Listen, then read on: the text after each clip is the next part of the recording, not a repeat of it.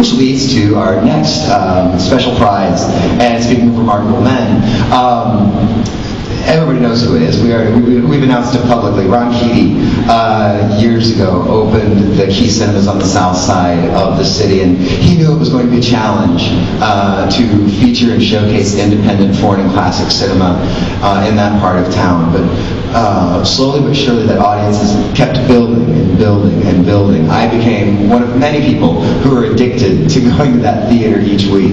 The reason we're thrilled to give him this award, and for those of you who don't know it, every Tuesday night, as long as there's an interested filmmaker, he opens one of his theaters up for local filmmakers to showcase their work, bring friends, family, interested producers that might be interested in helping finish in post-production, and so they have the opportunity to see their work on the big screen. There are not many, in fact, I only know of the one theater owner in town that would offer that opportunity to a young, struggling Midwestern filmmaker.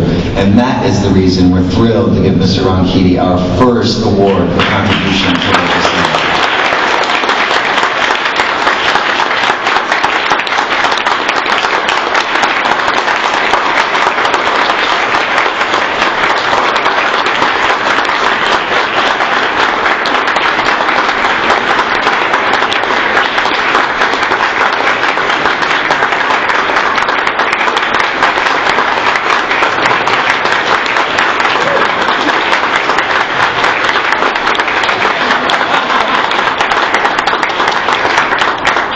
Becoming a lucky room for me. I got an award here several years ago, and the following year I got to give an award to a tireless filmmaker, or not filmmaker, but film promoter in Indiana, Miss Jane Rulon.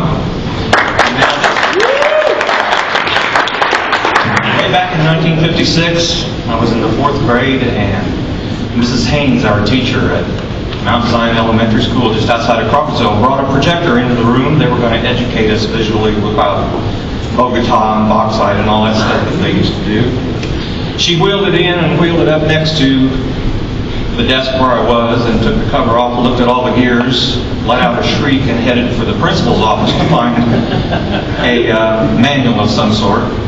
And I looked at it and I thought, well, you know, if this little sprocket goes here and this winds around down through here, this goes here. And then I flipped the switch, the screen lit up, and I've been running film ever since.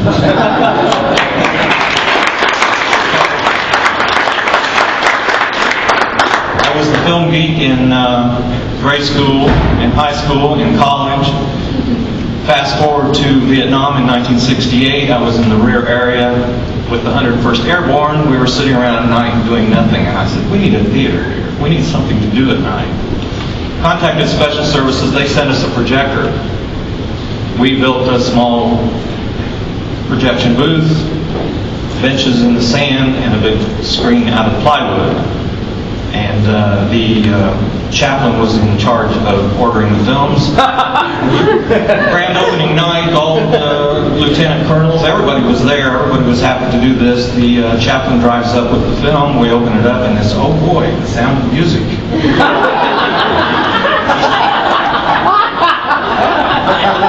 Just exactly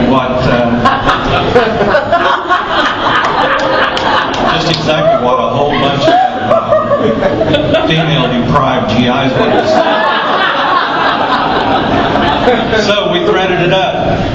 The sun went down, fired it up on the film. The big Fox logo. Julie Anders makes a big turn up on the hill, and boom! A Viet Cong came up and put a rocket-propelled grenade right through the screen. And I want to tell you, the hills were alive that night. That's a true story.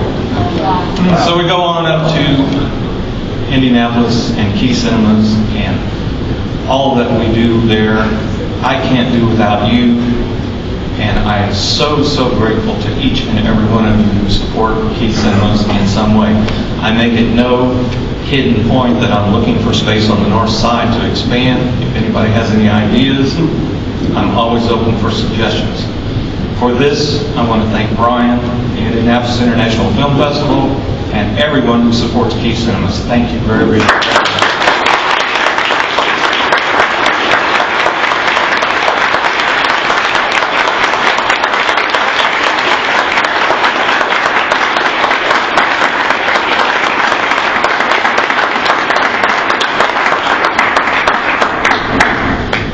between Ron, Dan Wakefield, and Al Basil, there's been a lot of great stories told this week, and not the ones on the screen. So thank you very much, Ron.